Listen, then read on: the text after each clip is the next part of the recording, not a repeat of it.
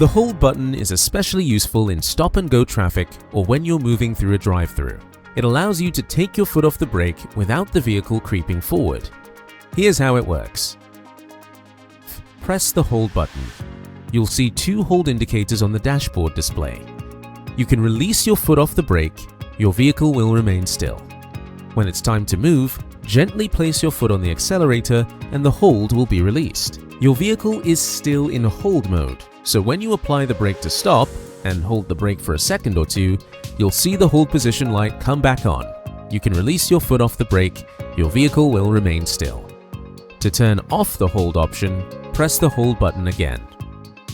We're always adding more helpful and interesting videos to your channel, so remember to like and subscribe so you can stay ahead and get the most out of your vehicle.